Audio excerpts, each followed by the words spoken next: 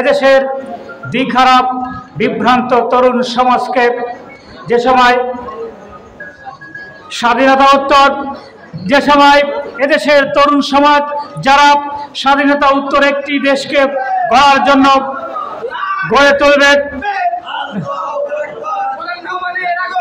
শুভেচ্ছার স্বাগতম, শুভেচ্ছার স্বাগতম, আল্লাহু আকবার। আজকের এই অনুষ্ঠানের প্রধান অতিথি আমাদের মাঝে উপস্থিত হয়েছেন।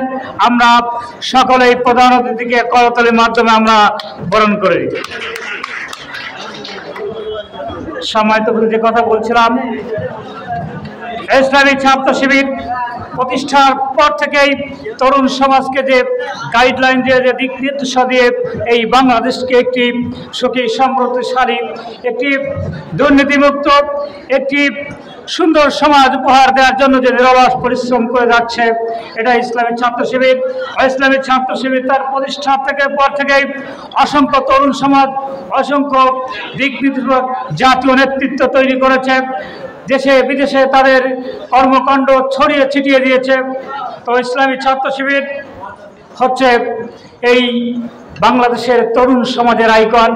তরুণ সমাজের দিক নির্দেশনা দিয়ে তরুণ সমাজকে একটি ভালো দিকে, তরুণ সমাজকে একটি উন্নত রাষ্ট্র গঠনের যে চেতনা, উন্নত সমাজ গঠনের যে চেতনা, তার ব্যক্তি গঠনের, সমাজ গঠনের, পরিবার গঠনের যে চেতনা, এটাই ইসলামী ছাত্র শিবির এই দিক নির্দেশনা দিয়ে তাদের পথ চলা এবং অদ্যাবধি সেই পথেই চলছে।